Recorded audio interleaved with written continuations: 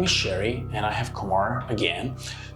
And we are Divine Horror Tales. So you probably seen our first episode last week, and we are trying to do a little practical here. So if you're watching this show on a YouTube, you can just use your screen and your cursor to just take a look on our studio. It's a 360 show, so you can just move around if you want to look at me, probably, and if you want to look at Kumar, if you want to just move around. So it's just kind of a practical that we are trying to create a 360 horror show. So last week we started as the first episode, and I told you guys about what exactly happened with me when I was a freshman in college, and we end the episode with something happened to Kumar. So I want to ask Kumar to explain today what exactly happened. Sounds good. So this is actually an interesting story. So I'll withdraw some names and addresses just for the sake of it. So what happened a long time ago is I'm also going to try to remember it. So around 10 plus years ago, one of my small apartment building, got burned. Intentionally, somebody burned the place, and two people, a girl and a guy, died in the building. So after that, of course, we remodeled the building. It was very horrific and very, very bad. So we remodeled the building and re-rented the building. So life moved on. So I knew the girl, actually, one of the girl who died in the thing, the only girl who died in the fire. And the second was the guy, but I didn't know the guy very well. So actually I checked her in, I moved her in, I processed her application and everything. So I knew her pretty well. So what happened is there's also a second building right next to it. So what I will do is, when I will drive by the building one time, I was driving and I saw the girl actually coming out of the other building. Whoa. Yeah, so I saw her, and like for a second I was just like shocked. And this kind of things happen. In the last episode I mentioned small thing that happened to me, but this was just the biggest thing that ever happened. I was shocked, I was scared and excited at the same time. Mm-hmm. So for a second it occurred to me that she might have faked her death for some benefit or something, but it was in the paper, body was taken out and all that, so it can be possible. So actually I parked my car and walked towards the main door of the apartment, but I couldn't see anybody. And I couldn't see anybody. Looked around and looked at the parking lot, looked at the lawn area, but I couldn't see anything. So I thought maybe I saw somebody else, so life moves on. So then I left the building. So actually the couple days after, actually I went and showed the apartment in the same building, and I saw the girl actually going in this time in the apartment building. Oh. Same girl, and I knew it cannot be coincidence the second time. First I saw her coming out, now I parked the car and I ran in the building. I ran in the building just to see where she's gone. I ran in the building. There's a three-story building. I went very quick to the hallways, running all 3 floors, but just couldn't see it. I saw the laundry rooms and everything. So it was very crazy. It was a very crazy experience.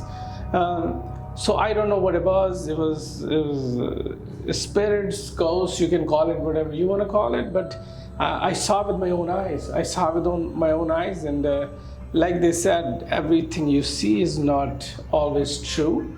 But when the second time happened, the first time I gave it, it's a benefit of the doubt. And second time, I knew I saw her, and I saw her. I ran everywhere. I ran in the 3 floors, but I couldn't find anybody.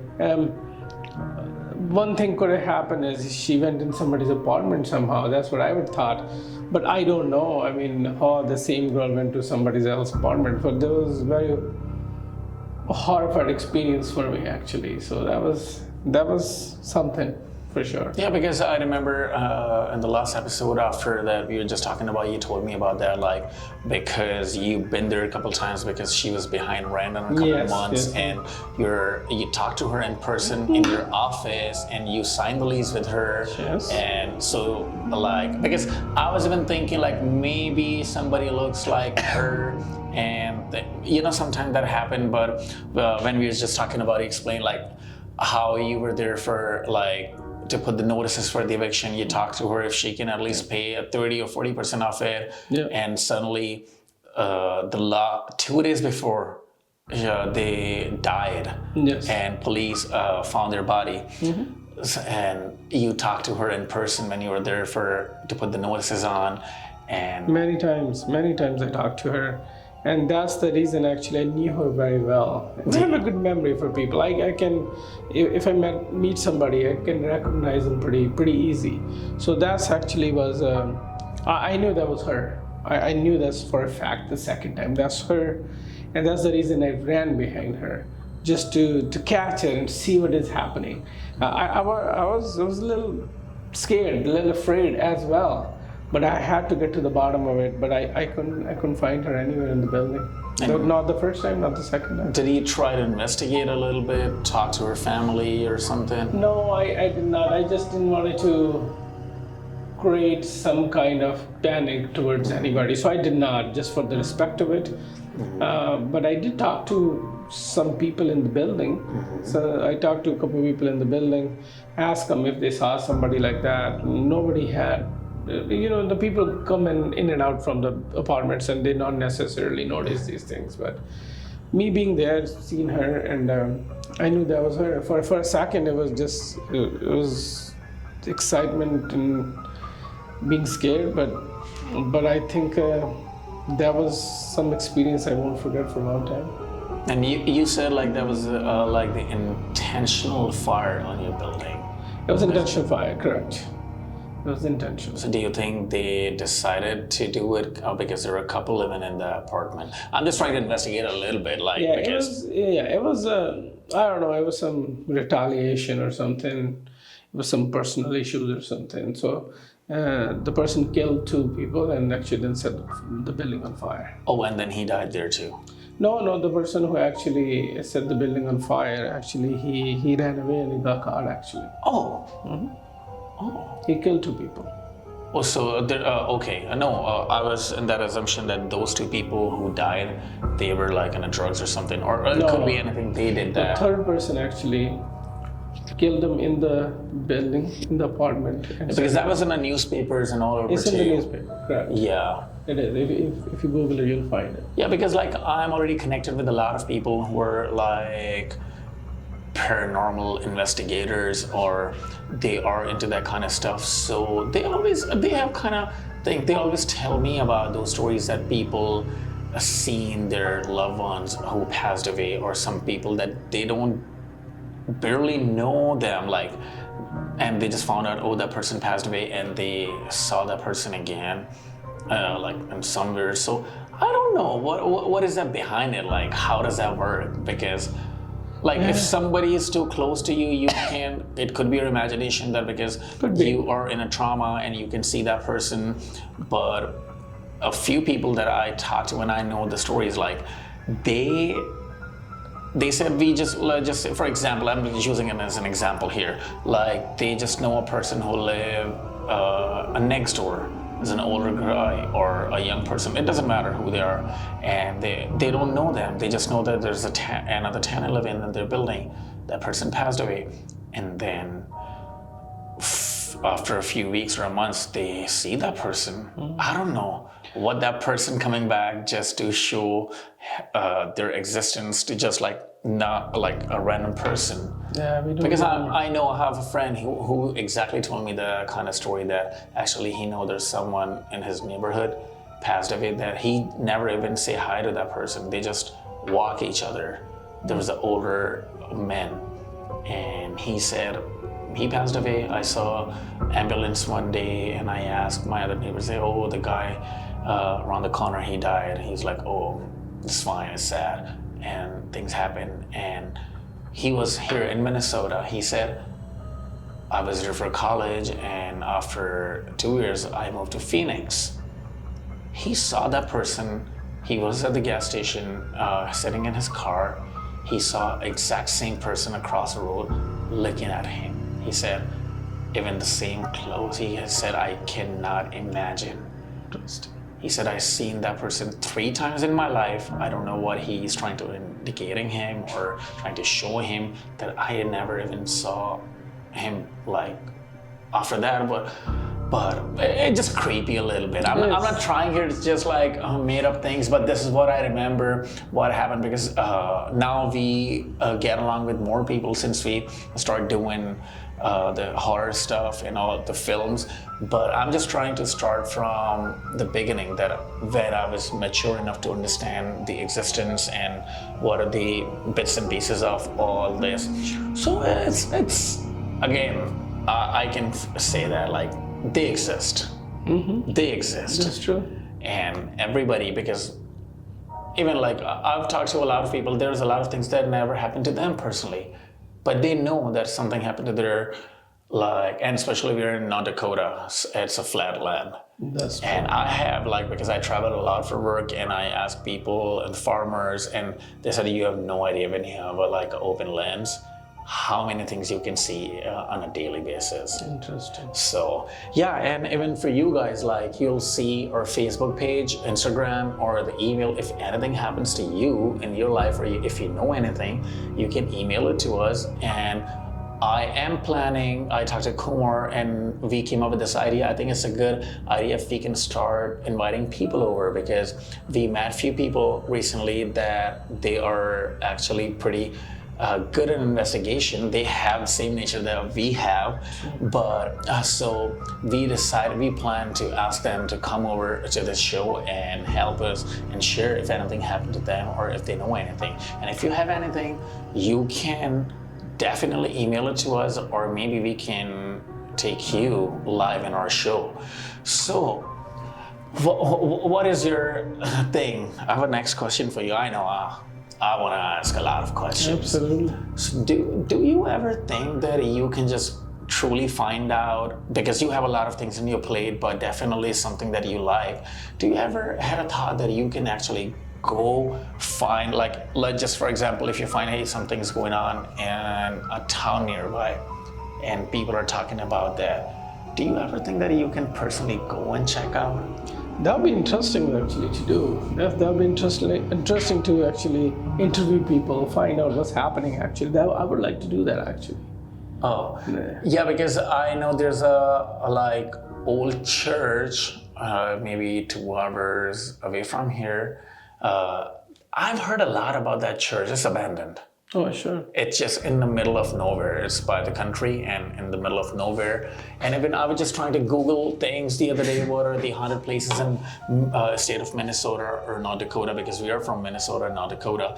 So I actually found out a lot of places. Oh, really? Yeah, and especially like, I don't know if you paid attention or not in the last 7 to 8 years, there's a lot of I'm not saying like any paranormal, because on the other side we like mystery and the cases that we always talk about, because there's nothing I want to mention here, because I want to read out sometime and I want to investigate a little bit, because you heard about pregnant, I'm not sure if it was a teenager or I don't remember, it's not on the top of my head, that she got killed by her neighbors here in Fargo, and they just needed a baby. She was not 8 months pregnant, I guess. Yes, and they got her out, and they took the baby out, and she was still alive.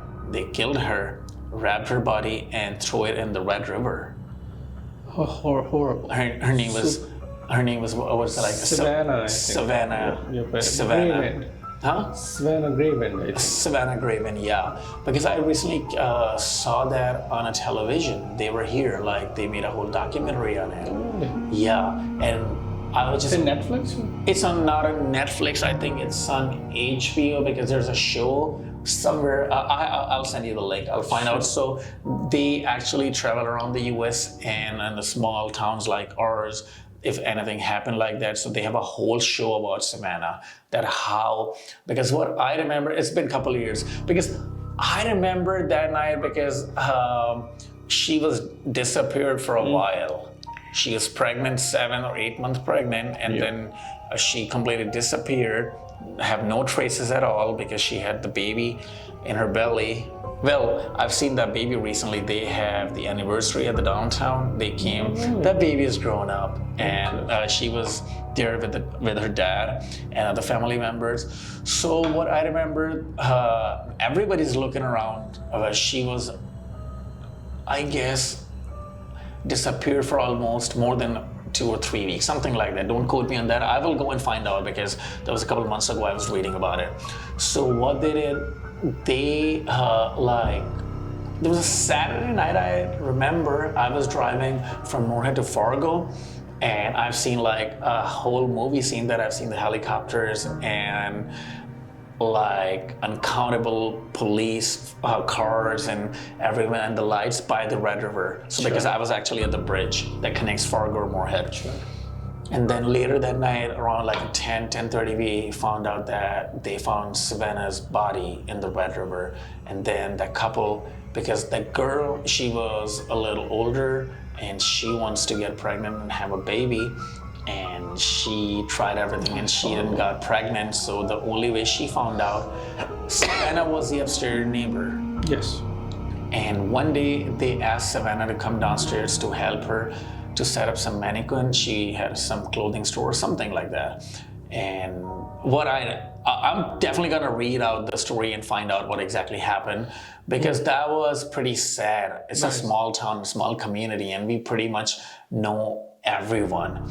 And I personally never know her, Savannah, or her boyfriend.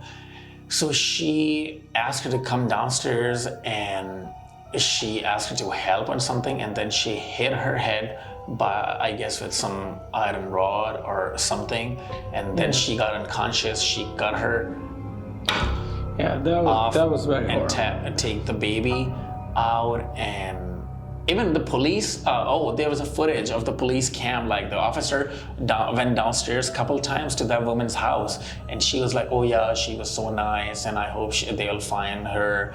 And she was completely fine. She didn't even show any signs of like that she's confused or scared. But I think they heard a baby crying, the baby's daddy. He found out, like he called the police that, hey, the couple downstairs, they have no babies in their house, and I heard someone crying in there. And then the police went there and they found the baby. And then they explained like how they did it, and they told them they wrap her body and they threw it on a Red River. So yeah, we have a lot of things in the past 8-9 years. If I can see, you don't even have an idea, because you recently know that in the South, the guy, he just killed his mom. Yes. He shot her a couple times a few months ago, I guess, just because she wants him to leave. And he was staying there. There's another girl. There's like a couple that he found out, like he chopped his girlfriend off like in pieces and threw it in a dumpster. So there's a lot of things happening in this town. That used to be a beautiful town. It's still a beautiful town. I want to raise my kids one day here, but things are getting... Yeah, the growth comes problem. Yeah, that's because even after COVID, there's a lot of people came to North Dakota because it's cheap accommodation, job opportunities, and everything. So yeah, well, thank you so much, Kumar, for coming in here. And probably in the next episode, I will see if there's somebody who wants to share anything happened to you, or if you want to come online, I can have you online and you can explain what exactly happened to you or the people that you know if anything happens. And I will try my best to get a guest next time. Let's do that. So they can explain, because they don't want to listen everything from our side, and it's not possible that everything in this world happened to us. No, we are trying, because I'm calling investigator because we love to find out things. We just don't want to put ourselves in danger. We want to be safe. So think about it. And if you have anything, let us know and probably see you in the next episode. Thank you. Have a good one. Thank you.